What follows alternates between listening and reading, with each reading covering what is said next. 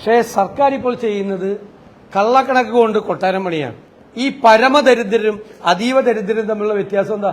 ഇപ്പോൾ സാമ്പത്തിക വിദഗ്ധരും സാമൂഹ്യ പ്രഗത്ഭരുമായിട്ടുള്ള ആളുകൾ. അപ്പൊ ഞങ്ങളുടെ ചോദ്യം ഇത്രയാണ്, പ്ലാനിംഗ് ബോർഡിനോട് ഒരു ചർച്ച ചെയ്തിട്ടുണ്ടോ? പ്ലാനിംഗ് ബോർഡിന് എന്ത് റോളാണ് ഉണ്ടായിരുന്നത്? ഈ കേരളത്തിലെ സ്റ്റാറ്റിസ്റ്റിക്സ് ഡിപ്പാർട്ട്മെന്റിന് എന്ത് റോളാണ് ഉണ്ടായിരുന്നത്? കേരളത്തിൽ അതീവ ദരിദ്രരില്ലാത്ത സംസ്ഥാനം എന്ന് പ്രഖ്യാപിക്കുന്ന രാഷ്ട്രീയ പ്രചരണമാണ് നടത്തുന്നത് ഈ പാവപ്പെട്ടവരെ വെച്ചു. അതിദരിദ്ര ജനവിഭാഗങ്ങൾ തന്നെയല്ലേ വിദഗ്ധർ ഉയർത്തുന്ന ചോദ്യം. ഇതിലൊക്കെ രാഷ്ട്രീയ ലക്ഷ്യമാണ് കാണുന്നത്. ഈ ചോദ്യങ്ങൾ മുഴുവൻ കാണുന്നത് രാഷ്ട്രീയ ലക്ഷ്യമാണ്. ഇത്രയും അവസരം ഉണ്ടായിരുന്നു. സതുദ്ദേശത്തോടുകൂടിയാണെങ്കിൽ ഈ 4 വർഷത്തിനിടയിൽ ഈ ചോദ്യങ്ങൾ ഉയർത്താമായിരുന്നു, അഭിപ്രായങ്ങൾ മുന്നോട്ട് വയ്ക്കാമായിരുന്നു, വിമർശനങ്ങളുമാകാമായിരുന്നു. ഒരു സുപ്രഭാതത്തിൽ എഴുന്നേറ്റ് ഇത്തരം ചോദ്യങ്ങൾ ഉയർത്തുകയാണ്. എനിക്ക് ബഹുമാന്യരായ വിദഗ്ധരോടും വിനീതമായിട്ട് പറയാനുള്ളത്, ഇതുപോലുള്ള കാര്യങ്ങളെ ഇത്രമാത്രം ലാഘവത്തോടെ കൈകാര്യം ചെയ്യാൻ പാടില്ല. വസ്തുതകൾ മനസ്സിലാക്കി അത് മനസ്സിലാക്കാൻ ശ്രമിച്ച് വേണം ഇത്തരം കാര്യങ്ങൾ കൈകാര്യം ചെയ്യാൻ എന്നത് വളരെ വിനയത്തോടുകൂടി അവരോട് അഭ്യർത്ഥിക്കുകയാണ്. സർക്കാരിൽ നിന്ന് മറുപടി ഇല്ലാത്തതുകൊണ്ടാണെന്ന് വിചാരിക്കേണ്ടെന്നുള്ളതുണ്ട്. വിശദമായ റിപ്പോർട്ട് നാളെ ബഹുമാനപ്പെട്ട മുഖ്യമന്ത്രി പ്രസിദ്ധീകരിക്കുമ്പോൾ ഇതിൽ കൂടുതൽ കാര്യങ്ങൾ ആ റിപ്പോർട്ടിലുണ്ടാവും. റേഷൻ കാർഡ്, ആധാർ, ഇതൊന്നുമില്ലാത്ത, തിരിച്ചറിയാൻ ഐഡന്റിറ്റി വ്യക്തമാക്കുന്ന രേഖകൾ പോലും ഇല്ലാത്ത ആളുകൾ, അവരെ അതിദരിദ്രരായിട്ട് കണ്ടത്, നിർവചിച്ചത്. സദൃശരായിട്ടുള്ള ആളുകൾ എന്ന് നമുക്ക് പറയാം. ജീവിച്ചിരിപ്പുണ്ട്, രേഖയില്ല, ആധാറില്ല, റേഷൻ കാർഡില്ല, തങ്ങൾ എന്തും തെളിയിക്കുന്ന ഒരു രേഖയും ഇല്ലാത്ത ഏറ്റവും നിസ്സഹായരായ മനുഷ്യർ. അവർക്ക് അതിജീവിക്കണമെങ്കിൽ സർക്കാരിന്റെയും സമൂഹത്തിന്റെയും പിന്തുണ മാത്രമേ കഴിയൂ. ഇപ്പോ പല മാധ്യമ പ്രവർത്തകരും വളരെ ഗൗരവമായിട്ട് കാര്യങ്ങളെല്ലാം അന്വേഷിക്കുന്ന പലരും ഇത്തരം ഗുണഭോക്താക്കളുടെ വീടുകൾ അന്വേഷിച്ച് പോയ ശേഷം ആ അനുഭവങ്ങൾ ഞങ്ങളോട് പറയുണ്ടായി. എന്നോട് നേരിട്ട് പറഞ്ഞവരുണ്ട്, ഇങ്ങനൊരു പദ്ധതി ഇല്ലായിരുന്നെങ്കിൽ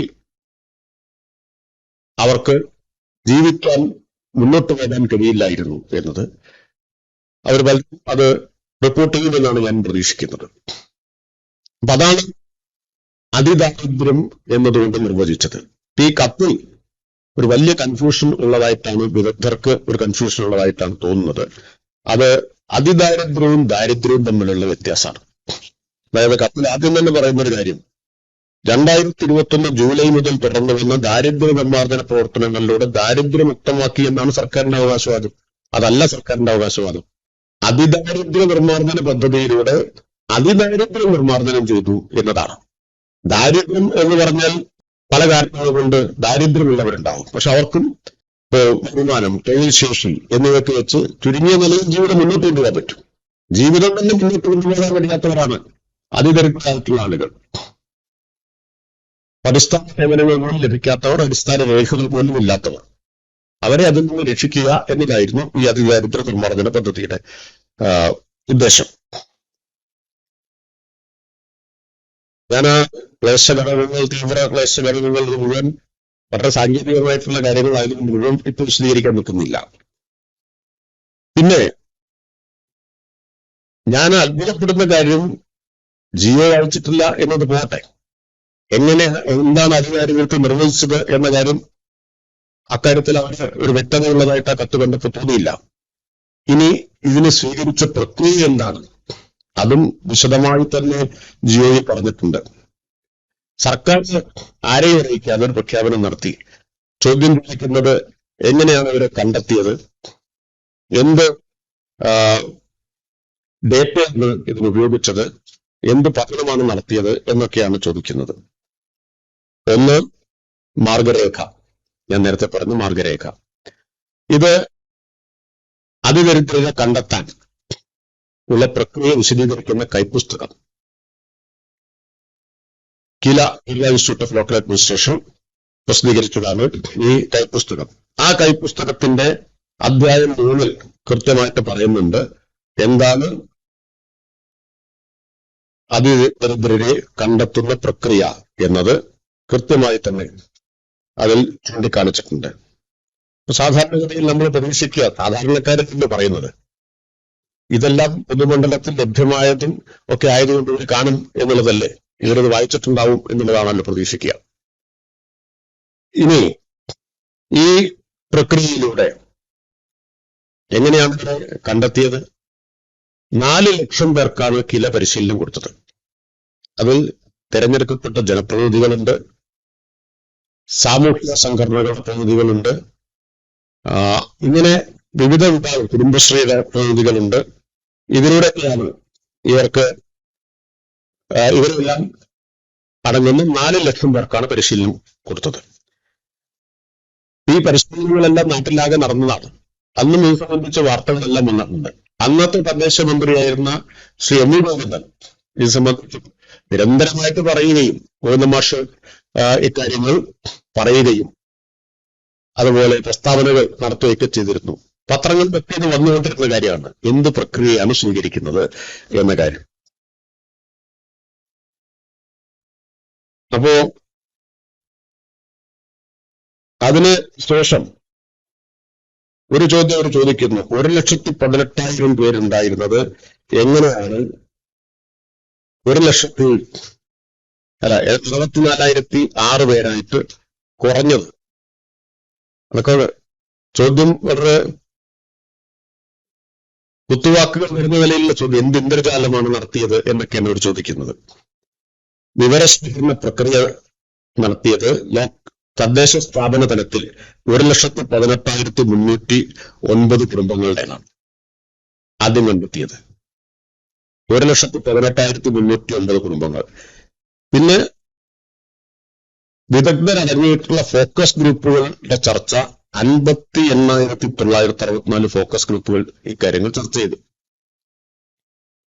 തുടർന്ന് വാർഡ് സമിതികൾ, ഓരോ വാർഡ് തലത്തിലും സമിതി ഉണ്ടാക്കിയിരുന്നു. വാർഡ് സമിതികളുടെ ശുപാർശയിലൂടെ ഈ 1,18,309 എന്നത് 87,158 കുടുംബങ്ങളായി. ഈ 87,158 കുടുംബങ്ങളെ മൊബൈൽ ആപ്പ് വഴി അവരുടെ വിവരങ്ങൾ ശേഖരിച്ചു. അതിൽ 20% സൂപ്പർ ചെക്കിന് വിധേയമാക്കി. അങ്ങനെ 73,747 പേരുടെ മുൻഗണനാ പട്ടിക തയ്യാറാക്കി. ഈ മുൻഗണനാ പട്ടിക ഗ്രാമസഭകളിൽ അവതരിപ്പിച്ച് ചർച്ച ചെയ്ത് അതിൽ നിന്നാണ് 64,006 കുടുംബങ്ങളെ ഗുണഭോക്താക്കളായിട്ട് കണ്ടെത്തിയത്. ഇത്രയും സൂക്ഷ്മമായ, ഇത്രയും വിപുലമായ പങ്കാളിത്തത്തിലധിഷ്ഠിതമായ ഒരു പ്രക്രിയയിലൂടെ കണ്ടെത്തിയ ഗുണഭോക്താക്കളാണ്. ഇതിനപ്പുറം എന്ത് സൂക്ഷ്മതയാണ് പുലർത്താൻ പറ്റുന്നത്? ഇവര് ചോദിക്കുന്നത് ഏത് ആധികാരിക സമിതിയാണ് ഇതിന് സർവേ നടത്തിയതാണ്. ഏതെങ്കിലും 5-6 പേരടങ്ങുന്ന സമിതി നടത്തുന്ന സർവേ അല്ല. എത്രയും വലിയ ചർച്ചകളിലൂടെ, താഴെത്തട്ടിൽ നടന്ന പരിശോധനകളിലൂടെ ഏറ്റവും കൂടുതൽ ഗ്രാമസഭ അംഗീകരിച്ച് തന്ന ഗുണഭോക്തൃ പട്ടികയാണ്. അപ്പോൾ 4-5 വിദഗ്ധരുടെ സമിതി നടത്തുന്ന ഒരു സർവേയുടെ അടിസ്ഥാനത്തിലല്ല എന്നർത്ഥം. ജനപങ്കാളിത്തത്തോടുകൂടി നടത്തിയ ഒരു പ്രക്രിയയിലൂടെയാണ്. ഏതെങ്കിലും ഒരു ഡേറ്റയിൽ മാത്രമല്ല, താഴെ നിന്ന് ശേഖരിച്ച വിവരങ്ങളുടെ അടിസ്ഥാനത്തിലാണ്. അല്ലാതെ നേരത്തെ തയ്യാറാക്കി വെച്ചതെങ്കിലും പഠനത്തിന്റെ ഡേറ്റ മാത്രം ഉപയോഗിച്ചുകൊണ്ടല്ല. ഇത് സംബന്ധിച്ച്, ഈ പ്രക്രിയ സംബന്ധിച്ച് എക്കണോമിക് റിവ്യൂ 2022 എക്കണോമിക് റിവ്യൂവിൽ 22 എക്കണോമിക് റിവ്യൂവിൽ പറഞ്ഞിട്ടുണ്ട്. ആധികാരിക നിർണയ പ്രക്രിയയെക്കുറിച്ച് 23-ൽ 24-ലും ഒക്കെ പറഞ്ഞിട്ടുണ്ട്. ഇപ്പൊ വിദഗ്ധരാകുമ്പോൾ സാധാരണഗതിയിൽ എക്കണോമിക് റിവ്യൂ ഒക്കെ അവരുടെ ശ്രദ്ധപ്പെടേണ്ടതാണ്. അന്നൊന്നും ഒരു ചോദ്യങ്ങളും ആരും ഉന്നയിച്ചിട്ടില്ല. ഇതിന് ഇത്രയും ഡോക്യുമെന്റ് ലഭ്യമാണ് ഓരോ സന്ദർഭത്തിലും. അപ്പോഴൊന്നും ഇവർക്കാർക്കും സംശയങ്ങളോ ചോദ്യങ്ങളോ ഒന്നും ഉണ്ടായിരുന്നില്ല. ഉണ്ടായിരുന്നെങ്കിൽ നമുക്കതും അഡ്രസ് ചെയ്യുന്നതായിരുന്നു. എക്കണോമിക് റിവ്യൂവിൽ ഈ പറഞ്ഞ കാര്യം ചൂണ്ടിക്കാണിച്ചിട്ടുണ്ട്. അതിദാരിദ്ര്യ നിർണയ പ്രക്രിയയിൽ ഞങ്ങൾക്ക് ഇന്ന അഭിപ്രായമുണ്ട്, അല്ലെങ്കിൽ ഇന്ന വിമർശനമുണ്ട്, ഇന്ന കൺസേൺ ഉണ്ട്. നമുക്ക് ആ സമയത്ത് അഡ്രസ് ചെയ്യാൻ ഒരു പ്രശ്നം ഉണ്ടായിരുന്നില്ല. അപ്പോ ഈ ഘട്ടത്തിൽ ഇതൊന്നും ചൂണ്ടിക്കാണിച്ചിട്ടില്ല. പിന്നെ ധാരാളം ഇത് സംബന്ധിച്ച് വന്നിട്ടുള്ള പഠനങ്ങൾ, രേഖകൾ, ഇതെല്ലാം എന്റെ കൈവശിരിക്കുക. ഞാനിതൊന്ന് വെറുതെ വെച്ചു മാത്രമേ, ഇതിലൂടെ വായിക്കാൻ പോകുന്നില്ല, അത് മേടിക്കണ്ട. ഇത്രയേറെ പിതൃവാർത്തകൾ ഓരോ ഘട്ടത്തിലായിട്ട് വന്നിട്ടുണ്ട്. അപ്പൊ ഇത് നിഗൂഢമായി സുതാര്യതയില്ലാതെ സർക്കാർ ആരെയും അറിയിക്കാതെ ചെയ്തൊരു കാര്യമല്ല എന്നാണ് ഞാൻ പറഞ്ഞു വന്നത്. ചുരുക്കി പറയാം, ഞാൻ ഒരുപാട് കാര്യങ്ങളുണ്ട്. ഒരു ചോദ്യമാണ്, 1,18,309 കുടുംബങ്ങൾ എങ്ങനെ 64,006 ചുരുങ്ങി? അതൊരു പ്രഹേളികയല്ല എന്നാണ്. നമുക്ക് ഈ കാര്യങ്ങളെ കുറിച്ചൊന്നും മനസ്സിലാക്കാൻ ഉത്തരവാദിത്വമുള്ള വിദഗ്ധർ ഇതെല്ലാം പബ്ലിക് ഡൊമൈനിൽ ലഭ്യമായിട്ടും മനസ്സിലാക്കാതെ ഇത്തരത്തിൽ ദുസൂചനയോടുകൂടി ഒരു ചോദ്യം ഉയർത്തുന്നത് ശരിയാണോ എന്ന് അവരാലോചിക്കേണ്ട കാര്യമാണ്. അത് അവരാണ് ആലോചിക്കേണ്ടത്. ഇപ്പൊ പ്രഹേളിക ഞാൻ ഇവിടെ വിശദീകരിച്ചല്ലോ, എങ്ങനെയാണ് 1,18,309 64,006 കുടുംബങ്ങളായിട്ട് എത്തിയതെന്ന്. ഈ പ്രക്രിയയൊക്കെ കടന്നിട്ടാണല്ലോ എത്തിയത്. ആരാ നേതൃത്വം നടത്തുന്നതിനൊക്കെ? തദ്ദേശ സ്ഥാപനങ്ങളാണ്. തദ്ദേശ സ്ഥാപനങ്ങളിലെ ജനപ്രതിനിധികൾ, കുടുംബശ്രീ, പിന്നെ തദ്ദേശ സ്ഥാപന തലത്തിൽ കമ്മിറ്റി രൂപീകരിച്ചിട്ടുണ്ട് കേട്ടോ ഇവർ മേൽനോട്ടം വഹിക്കാൻ. ആ കമ്മിറ്റിയിൽ ആരെല്ലാം ഉണ്ടെന്നറിയാമോ? ആ കമ്മിറ്റിയിൽ അത് മനസ്സിലാക്കും. മേയർ, പ്രിൻസിപ്പൽ ചെയർപേഴ്സൺ അല്ലെങ്കിൽ പഞ്ചായത്ത് പ്രസിഡന്റ്, സ്റ്റാൻഡിംഗ് കമ്മിറ്റി ചെയർപേഴ്സൺമാർ, കുടുംബശ്രീ CDS ചെയർപേഴ്സൺ, തദ്ദേശ സ്ഥാപന ഭരണസമിതിയിൽ പ്രാതിനിധ്യമുള്ള രാഷ്ട്രീയ പാർട്ടിയുടെ പ്രതിനിധികൾ. നോക്കൂ, ഇതിനേക്കാൾ മൂലമായിട്ട് എങ്ങനെയാണ് കമ്മിറ്റി ഉണ്ടാക്കുന്നത്? തദ്ദേശ സ്ഥാപന ഭരണസമിതിയിൽ പ്രാതിനിധ്യമുള്ള രാഷ്ട്രീയ പാർട്ടിയുടെ പ്രതിനിധികൾ, ദാരിദ്ര്യ നിർമ്മാർജ്ജന രംഗത്ത് പ്രവർത്തിക്കുന്ന സന്നദ്ധ സംഘടനകളുടെ പ്രതിനിധികൾ, വ്യാപാരി വ്യവസായ സംഘടനാ പ്രതിനിധി, റെസിഡൻസ് അസോസിയേഷൻ പ്രതിനിധി എന്നിവർ എന്ന സമിതി ആണ് ഇതിന് മേൽനോട്ടം വഹിക്കേണ്ടത്. തീർന്നില്ല, വാർഡ് തല സമിതികളുണ്ട്. വാർഡ് തല സമിതികളുണ്ട്. ആ വാർഡ് തല സമിതിയിൽ ആരൊക്കെയാണെന്ന് കൂടി അറിയണം. കൗൺസിലിന്റെ അധ്യക്ഷതയിൽ ആശാപ്രവർത്തകർ, കുടുംബശ്രീ ADSന്റെ പ്രതിനിധി, തൊഴിലുറപ്പിന്റെ മീറ്റ്, കുടുംബശ്രീ അയൽക്കൂട്ടത്തിന്റെ പ്രതിനിധി, അംഗൻവാടി ടീച്ചർമാർ, SC/ST പ്രൊമോട്ടർമാർ, കോവിഡ് വാർഡ് തല സമിതി RRT പ്രതിനിധികൾ, അന്ന് കോവിഡിന്റെ കാലമാണ്, സന്നദ്ധ സംഘടനാ പ്രവർത്തകർ, പാലിയേറ്റീവ് കെയർ പ്രവർത്തന വോളണ്ടിയർമാർ, ആശ്രയ ബസ് ജീവകാരുണ്യ പ്രവർത്തനത്തിൽ സജീവമായിട്ടുള്ളവർ, റെസിഡൻസ് അസോസിയേഷൻ പ്രതിനിധി, VDO ഗ്രാമസഭാ കോർഡിനേറ്റർ, BLO. ഇത്രയും വിപുലമായ പങ്കാളിത്തത്തോടെ അതിസൂക്ഷ്മമായി വാർഡ് തലത്തിൽ വരെ ഉള്ള കമ്മിറ്റി. അതാ ഞാൻ നേരത്തെ പറഞ്ഞ് 1,18,309 ഫോക്കസ് ചർച്ചകളിലൂടെ വന്നു. ആ ലിസ്റ്റ് വാർഡ് തല സമിതി പരിശോധിച്ചു. വാർഡ് തല സമിതി ശുപാർശ ചെയ്തത് ഗ്രാമസഭയിൽ വെച്ചു. അങ്ങനെ വന്നതാണ്. ഇത്രയും അരിപ്പകളിലൂടെയാണ് ഇത് വന്നിട്ടുള്ളത്. പക്ഷേ ഈ വിദഗ്ധരെഴുതിയ കത്ത് കണ്ടാൽ തോന്നുക, ഒരു പഠനവുമില്ലാതെ, ഒരു വിവരവും ശേഖരിക്കാതെ ഒരു പട്ടികയുണ്ടാക്കി ഒരു സുതാര്യതയും ഇല്ലാതെ എന്നാണ്. അതല്ലേ പ്രഹേളിക എന്നൊക്കെയുള്ള വാക്ക് ഉപയോഗിക്കുമ്പോൾ മനസ്സിലാക്കേണ്ടത്.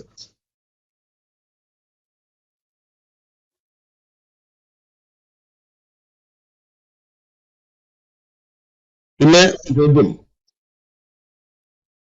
ഇതിന്റെ രീതിശാസ്ത്രം ഉണ്ടായിരുന്നു. അത് ഞാൻ പറഞ്ഞു ഇവിടെ. അത് ഈ കാര്യങ്ങളെ കുറിച്ചെല്ലാം അവരെത്രമാത്രം അജ്ഞരാണ് എന്നതിന്റെ ഒരു തെളിവ് ഒരു ചോദ്യത്തിലുണ്ട്. തദ്ദേശ വകുപ്പ് പഞ്ചായത്തുകൾ, മുനിസിപ്പാലിറ്റികളിൽ നിന്ന് ലിസ്റ്റ് ഓഫ് റെക്കമെൻഡേഷൻ സ്വീകരിക്കുക മാത്രമാണ് ചെയ്തത്. ഈ നാട്ടിൽ ഇത്രയും കാര്യങ്ങൾ നടന്നിട്ട് ഇതിന്റെ എല്ലാം രേഖ ലഭ്യമായിട്ട് അവർ ചോദിക്കുന്നത് നമ്മളെ അക്ഷരാർത്ഥത്തിൽ ഞെട്ടിക്കുന്നതാണ്. List of recommendation. ഈ ചോദ്യത്തിന് അർത്ഥം എന്താണെന്ന് വെച്ചാൽ, ഓരോ പഞ്ചായത്തിൽ നിന്ന് ഒരു ലിസ്റ്റ് പേരെഴുതി തന്നു, അവരെയാണ് നിങ്ങൾ പരിഗണിച്ചത് എന്നല്ലേ ഈ ചോദ്യത്തിന്റെ അർത്ഥം. ഇതൊക്കെ അവരറിയാതെ പോയത് സർക്കാരിന്റെ ഉത്തരവാദിത്തമല്ല. പിന്നെ 233 രൂപ മാത്രം ദിവസക്കൂലി കിട്ടുന്ന ആശാ വർക്കേഴ്സ് ഉൾപ്പെടെയുള്ള സ്കീം വർക്കേഴ്സും അതിദരിദ്ര ജനവിഭാഗങ്ങൾ തന്നെയല്ലേ? വിദഗ്ധർ ഉയർത്തുന്ന ചോദ്യമാണ്. നേരത്തെ പറഞ്ഞു അതിദാരിദ്ര്യത്തിന്റെ മാനദണ്ഡം എന്താണെന്ന്. ഇത് പ്രകാരം തന്നെ 233 ഉണ്ട്. കേന്ദ്ര സർക്കാരിന്റെ ദാരിദ്ര്യ മാനദണ്ഡം, ദാരിദ്ര്യ രേഖയുടെ, അതിദാരിദ്ര്യമല്ല, 60 രൂപ എന്നുണ്ടാണ്. 60 രൂപയാണ് കേന്ദ്ര ഗവൺമെന്റിന്റെ. ഇതിൽ തന്നെ 233 പറയുന്നത്. അടുത്ത 233 അല്ല, 13,230 ദിവസം കണക്കാക്കിയാൽ 430-ലധികം രൂപയാണ് കിട്ടുന്നത്. അതവിടെ ഇതിലൊക്കെ രാഷ്ട്രീയ ലക്ഷ്യമാണ് കാണുന്നത്. ഈ ചോദ്യങ്ങൾ മുഴുവൻ കാണുന്നത് രാഷ്ട്രീയ ലക്ഷ്യമാണ്. വേറൊരു ചോദ്യം, പ്ലാനിംഗ് ബോർഡുമായി കൂടിയാലോചന നടത്തിയിട്ടുണ്ടോ? ഇതെല്ലാം നമ്മൾ ഒരു ചോദ്യം നമ്മൾ അത്ഭുതപ്പെടുന്നത്. പ്ലാനിംഗ് ബോർഡ് സജീവമായിട്ട് ഇൻവോൾവ് ആണ് പ്രവർത്തനത്തിലാണ്, സജീവമായിട്ട് ഇൻവോൾവ് ആണ്. SRGയുടെ ചെയർമാൻ പ്ലാനിംഗ് ബോർഡ് മെമ്പർ കൂടിയാണ് ഡോക്ടർ GP അലക്സൺ. അപ്പോ ഇതിന്റെ മാർഗരേഖയും മറ്റുമൊക്കെ തയ്യാറാക്കുന്നതിൽ SRG നേതൃത്വപരമായിട്ടുള്ള പങ്കുവഹിച്ചിട്ടുണ്ട്. സ്റ്റാറ്റിസ്റ്റിക്സ് വകുപ്പ് ആദ്യത്തെ 20% സൂപ്പർ ചെക്ക് നടത്തുന്നത് സ്റ്റാറ്റിസ്റ്റിക്സ് വകുപ്പ് കൂടി ചേർത്തിട്ടാണ്. അപ്പൊ അതുകൊണ്ട് ഈ ചോദ്യങ്ങൾ ഈ സന്ദർഭത്തിൽ ഉയർത്തിയതിന്റെ സാങ്കത്യം എന്താണ് എന്നത് പരിശോധിക്കേണ്ടതാണ്. ഇത്രയും അവസരം ഉണ്ടായിരുന്നു. സതുദ്ദേശത്തോടു കൂടിയാണെങ്കിൽ ഈ 4 വർഷത്തിനിടയിൽ ഈ ചോദ്യങ്ങൾ ഉയർത്താമായിരുന്നു, അഭിപ്രായങ്ങൾ മുന്നോട്ട് വയ്ക്കാമായിരുന്നു, വിമർശനങ്ങളും ആകാമായിരുന്നു. അത് പരിഗണിക്കാനും ഒരു തടസ്സവും ഉണ്ടായിരുന്നില്ല. ഒരു സുപ്രഭാതത്തിൽ എഴുന്നേറ്റ് ഇത്തരം ചോദ്യങ്ങൾ ഉയർത്തുകയാണ്. ഞാനിതിന്റെ നാൾവഴി ചുരുക്കിയെന്നുകൂടി പറയാം. ആദ്യ മന്ത്രിസഭാ യോഗത്തിൽ തീരുമാനമെടുത്തു. അന്ന് തന്നെ ആദ്യത്തെ പത്രസമ്മേളനത്തിൽ ഇക്കാര്യം പ്രഖ്യാപിച്ചു. 2021 ജൂൺ ജൂലൈ മാസങ്ങളിൽ അതിദാരിദ്ര്യ നിർണയ പ്രക്രിയ, സമഗ്രമായ പ്രക്രിയ ആരംഭിച്ചു. 22 മാർച്ചോടുകൂടി അന്തിമ പട്ടിക ഗ്രാമസഭ, വാർഡ് സഭ അംഗീകാരത്തോടെ തദ്ദേശ സ്ഥാപനങ്ങൾ അംഗീകരിച്ചു. നേരത്തെ പറഞ്ഞ ലിസ്റ്റ് ഓഫ് റെക്കമെൻഡേഷൻ അല്ല. പിന്നെ പൈലറ്റ് സ്റ്റഡി നടത്തിയിട്ടുണ്ട് 3 സ്ഥലങ്ങളിലാണ്. ഒന്ന് തിരുവനന്തപുരം ജില്ലയിലെ അഞ്ചുമങ്ങ് പഞ്ചായത്ത്, മറ്റൊന്ന് വടക്കാഞ്ചേരി മുനിസിപ്പാലിറ്റി, വയനാട്ടിലെ തിരുനെല്ലി പഞ്ചായത്ത്. 3നും ആ തെരഞ്ഞെടുപ്പിനൊക്കെ പ്രത്യേകതയുണ്ട്. തെക്ക്, വടക്ക്, മധ്യ കേരളം, നഗരസഭ, ഒരു പഞ്ചായത്ത്, പിന്നൊന്നൊരു ട്രൈബൽ മേഖല. ഈ പൈലറ്റ് സ്റ്റഡി നടത്തിയിട്ടുണ്ട്. ആ പൈലറ്റ് സ്റ്റഡിയുടെ കാര്യം ഇവർ അറിഞ്ഞിട്ടില്ലെന്ന് എനിക്ക് തോന്നുന്നത്. അല്ലെങ്കിൽ പൈലറ്റ് സ്റ്റഡി നടന്ന സമയത്ത് അവർക്ക് അവരുടെ അഭിപ്രായങ്ങൾ മുന്നോട്ട് വയ്ക്കാമായിരുന്നു. ആലപ്പുഴ, കുമാരപുരം, കാസർഗോഡ്, കള്ളാർ ഒഴികെ 1032 തദ്ദേശ സ്ഥാപനങ്ങളിൽ ആയിട്ടാണ് ഈ പട്ടിക തയ്യാറായത്. ഈ 2 സ്ഥലങ്ങളിൽ അതിദരിദ്രർ കണ്ടെത്തിയിട്ടില്ല. 1034-ൽ 1032-ലാണ് കണ്ടെത്തിയത്. മൈക്രോ പ്ലാൻ, അതാണ് വേറൊരു പ്രത്യേകത. ഇവര് ഇതെങ്ങനെ കൈവരിച്ചു എന്നതാണ്. 64,006 മൈക്രോ പ്ലാൻ ഉണ്ടാക്കി. ഇന്ത്യയുടെ ചരിത്രത്തിൽ ആദ്യമാണ് മൈക്രോ പ്ലാൻ അധിഷ്ഠിതമായിട്ടുള്ള ഒരു പദ്ധതി എന്നത്. എന്ന് വെച്ചാൽ ഓരോ കുടുംബത്തിന്റെയും അതിദാരിദ്ര്യത്തിന് കാരണമായ ഘടകങ്ങൾ കണ്ടെത്തി അത് പരിഹരിക്കാൻ ആവശ്യമായത് എന്താണോ എന്നതിന്റെ അടിസ്ഥാനത്തിൽ പ്രത്യേകം പ്രത്യേക മൈക്രോ പ്ലാൻ ഓരോ കുടുംബത്തിനും. ആ മൈക്രോ പ്ലാൻ നിർവഹിച്ചിട്ടാണ് ഇപ്പോ അവരെ അതിദാരിദ്ര്യത്തിൽ നിന്ന് മുക്തരാക്കിയിട്ടുള്ളത്. ഇതിനു മുമ്പ് ഒരു പദ്ധതിയും മൈക്രോ പ്ലാൻ അധിഷ്ഠിതമായിട്ടുണ്ടായിട്ടില്ല. ഇതിന്റെ അടിസ്ഥാനത്തിൽ ഒരു രേഖ കൂടി ഉണ്ട് കേട്ടോ. 2023 നവംബർ 1 ഒരു പ്രോഗ്രസ് റിപ്പോർട്ട് പ്രസിദ്ധീകരിച്ചിരുന്നു. ആദ്യത്തെ ക്വസ്റ്റ്യൻ പിന്നിട്ടപ്പോ ഇതെല്ലാം പ്രസിദ്ധീകരിച്ചുകൊണ്ട് അപ്പോഴും ചോദ്യങ്ങൾ ഉണ്ടായില്ല, അഭിപ്രായങ്ങൾ ഉണ്ടായില്ല, ഈ പറഞ്ഞ വിമർശനങ്ങളൊന്നും അപ്പോഴും ഉണ്ടായിരുന്നില്ല. ഇതെല്ലാം കഴിഞ്ഞാണ് ഇപ്പോ പ്രഖ്യാപനത്തിലേക്ക് വരുന്നത്. ഇനി ഇതിന് വല്ല വസ്തുതാപരമായ പിൻബലമുണ്ടോ എന്നൊരു ചോദ്യം കൂടിയുണ്ട്. 4677 കുടുംബങ്ങൾക്കാണ് വീട് മാത്രം നൽകിയത്. വസ്തുവും വീടും കൊടുത്തത് 2713 കുടുംബങ്ങൾക്കാണ്. 5646 കുടുംബങ്ങൾക്കാണ് വീട് റിപ്പയറിന് 2 ലക്ഷം രൂപ വീതം സഹായം നൽകിയത്. പുനരുദ്ധാരണത്തിന് 4394 കുടുംബങ്ങൾക്കാണ് വരുമാനം ഉറപ്പാക്കിയത്. അതിനുവേണ്ടി കുടുംബശ്രീ പ്രത്യേകമായൊരു പദ്ധതി തന്നെ ആവിഷ്കരിച്ചു, ഉജ്ജീവനം എന്ന പേരിൽ. അവകാശ രേഖകൾ 21,263 കുടുംബങ്ങൾക്കാണ് ലഭ്യമാക്കിയത്. അതാണ് നമ്മൾ കാണേണ്ട ഒരു കാര്യം. 21,263 പേർ ഒരു രേഖയും ഇല്ലാത്തവരായിരുന്നു. അതാണ് ഞാൻ പറഞ്ഞ അദൃശ്യരായ മനുഷ്യരെന്ന്. ഭക്ഷണം 20,648 പേർക്കാണ് കൊടുത്തത്. അതിൽ ഭക്ഷണ കിറ്റ് 11,438 പേർക്കും 2,210 പേർക്ക് പാകം ചെയ്ത ഭക്ഷണം എത്തിച്ചുകൊണ്ടിരിക്കുകയാണ്. 2,210 പേർക്ക്. 85,721 പേർക്ക് മരുന്നും ചികിത്സയും ലഭ്യമാക്കിക്കൊണ്ടിരിക്കുന്നു.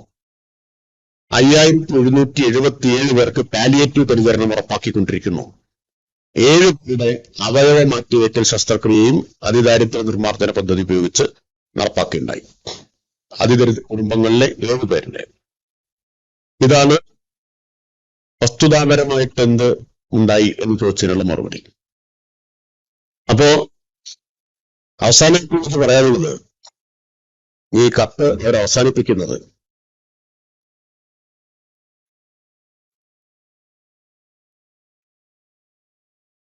അതിദാരിദ്ര്യ നിർമ്മാർജ്ജനം ലാഘവത്തോടെ കൈകാര്യം ചെയ്യേണ്ട പ്രശ്നമല്ല, അതിനെ ഒരു പ്രചാരവേലയാക്കുന്നത് അസ്വീകാര്യമാണ് എന്ന് പറഞ്ഞാണ്. എനിക്ക് ബഹുമാന്യരായ വിദഗ്ധരോടും വിനീതമായിട്ട് പറയാനുള്ളത്, ഇതുപോലുള്ള കാര്യങ്ങളെ ഇത്രമാത്രം ലാഘവത്തോടെ കൈകാര്യം ചെയ്യാൻ പാടില്ല. വസ്തുതകൾ മനസ്സിലാക്കി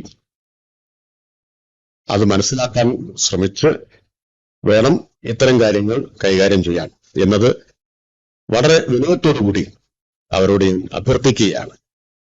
അതൊരു പ്രചാരവേലയാക്കുന്നതും അസ്വീകാര്യമാണ്. രാഷ്ട്രീയ പ്രചാരവേലയുടെ വക്താക്കളായി മാറുന്നതും അസ്വീകാര്യമാണ് എന്ന് വിനീതമായിട്ട് ഞാൻ പറയട്ടെ. ഇപ്പൊ തന്നെ പറഞ്ഞത് അതല്ലെങ്കിൽ സർക്കാരിന് മുമ്പ് മറുപടി ഇല്ലാത്തതുകൊണ്ടാണെന്ന് വിചാരിക്കേണ്ടെന്നുള്ളതുണ്ട്. വിശദമായ റിപ്പോർട്ട് നാളെ ബഹുമാനപ്പെട്ട മുഖ്യമന്ത്രി പ്രസിദ്ധീകരിക്കുമ്പോൾ ഇതിൽ കൂടുതൽ കാര്യങ്ങൾ ആ റിപ്പോർട്ടിലുണ്ടാവും.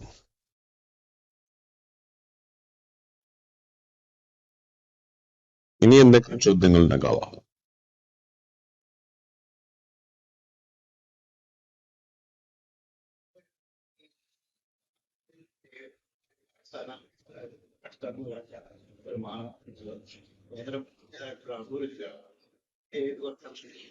അല്ല, അത് പറഞ്ഞു, ദാരിദ്ര്യരേഖയാണ്. ഇത് അതിദാരിദ്ര്യമാണ്. ഏറ്റവും ഒടുവിൽ കേന്ദ്രം അംഗീകരിച്ച ദാരിദ്ര്യരേഖ മാനദണ്ഡപ്രകാരം വരുമാനം 60 രൂപയിൽ താഴെ വരുമാനമുള്ളവരാണ് ദരിദ്രരായിട്ട് വരുന്നത്. ദരിദ്രരായിട്ട് വരുന്നത്. അതുപോലെ വിഷയമല്ല, പറഞ്ഞു സാന്ദർഭികമായി പറഞ്ഞതേ ഉള്ളൂ. നമ്മളതൊന്നും പരിഗണിച്ചതല്ല. വരുമാനം മാത്രമല്ല ഇവിടെ പരിഗണിച്ചത്, അതിനപ്പുറമുള്ള ഘടകങ്ങളാണ് പരിഗണിച്ചത്.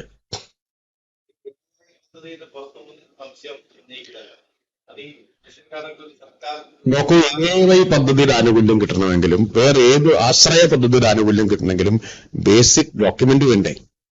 റേഷൻ കാർഡ് വേണം, വോട്ടർ ID കാർഡ്, ഏതെങ്കിലും അല്ലെങ്കിൽ ആധാർ കാർഡ് വേണം. ഒരു പദ്ധതിയുടെയും ആനുകൂല്യം ഇന്നുവരെ കിട്ടാത്ത, ഒരു ക്ഷേമ പദ്ധതികളിലും സ്പർശിക്കാത്ത വിഭാഗങ്ങളെയാണ് അതിദരിദ്രരായിട്ട് കണ്ടത്.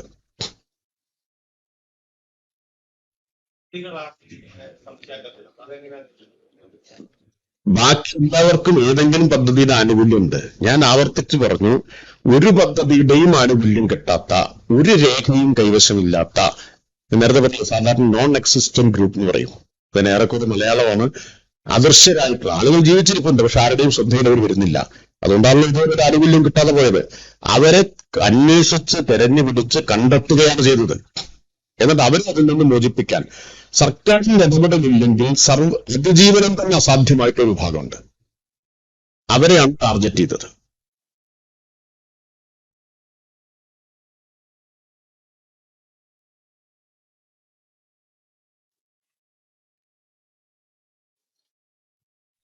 ഞാൻ ഗൂഢാലോചനയൊന്നും ആരോപിക്കുന്നില്ല.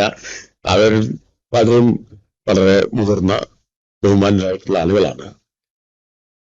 എനിക്ക് തോന്നുന്നില്ല അവർ പലരും ഇത് ഈ കത്തിൽ എഴുതിയ കാര്യം വായിച്ചിട്ടായിരിക്കും ഒപ്പിട്ടിട്ടുണ്ടാവുക എന്ന് ഞാൻ വിചാരിക്കുന്നില്ല.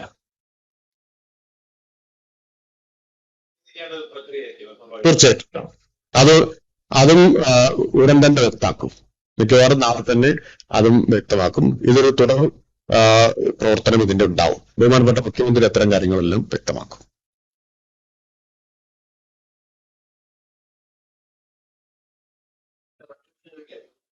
അത് കണ്ടതുവരെ ഞാൻ ഈ വീട്ടിനിടയ്ക്ക് അതൊന്നും ശ്രദ്ധിച്ചിട്ടില്ല. വകുപ്പിൽ പിന്നെ വരേണ്ട കാര്യമില്ല. അത് GCD വരില്ലത്. എന്താ നമുക്കിപ്പോ തൽക്കാലം ഇതിൽ ബാക്കി കാര്യങ്ങള് അതൊക്കെ GCD നോക്കുന്ന കാര്യങ്ങളാണ്. ഞാൻ പറയാൻ വന്നത് എന്താന്ന് വെച്ചാൽ, പലരും നിങ്ങൾ ഒറ്റയ്ക്ക് പ്രതികരണം ചോദിച്ചിട്ടുണ്ടായിരുന്നു. അങ്ങനെ ഒറ്റയ്ക്ക് മാത്രം പ്രതികരണം ഒതുക്കേണ്ട കാര്യമില്ലെന്ന് തോന്നിയത് കൊണ്ടാണ്. കാരണം സർക്കാർ ഇത്രയും ആധികാരികമായി വളരെ ഒബ്ജക്റ്റീവായിട്ട് ചെയ്തിട്ടുള്ള ഒരു കാര്യത്തെക്കുറിച്ച് ഒരു പുകഴ്ച സൃഷ്ടിക്കാൻ നിർഭാഗ്യവശാൽ വിദഗ്ധരുടെ ഭാഗത്തു നിന്ന് ശ്രമം ഉണ്ടായപ്പോൾ അത് അപ്പം തന്നെ വ്യക്തത വരുത്തേണ്ടതുണ്ട് എന്നതുകൊണ്ടാണ്. അതുകൊണ്ടാണ് ഇപ്പോൾ ഇന്ന് നിങ്ങളെ കാണാം എന്ന് തീരുമാനിച്ചത്. അത് വളരെ നിർഭാഗ്യകരവുമാണ് അതിന് ശ്രമിക്കുന്നത്. ബാക്കി കാര്യങ്ങളെല്ലാം നാളെ വിപുലമായിട്ടുള്ള കേരളം മുഴുവൻ ഒരു ആഘോഷത്തിന്റെ അന്തരീക്ഷത്തിലാണ്. ഇപ്പോ സമ്പൂർണ്ണ സാക്ഷരതയ്ക്ക് ഒക്കെ സമാനമായിട്ടുള്ള ഒരു ചരിത്ര നേട്ടം കേരളം കൈവരിക്കുകയാണ്. അതില് നമ്മൾ എല്ലാവരും അഭിമാനിക്കുകയാണ് ചെയ്യേണ്ടത്. ആ ഒരു അഭിമാന മുഹൂർത്തത്തിൽ ഇതുപോലെ ഒരു പുകമറ സൃഷ്ടിക്കുന്നത് ഒരു നിമിഷം പോലും നിലനിൽക്കാൻ അനുവദിച്ചുകൂടാ എന്നതുകൊണ്ടാണ് ഇപ്പോൾ തന്നെ കണ്ടത് വ്യക്തമാക്കിയത്.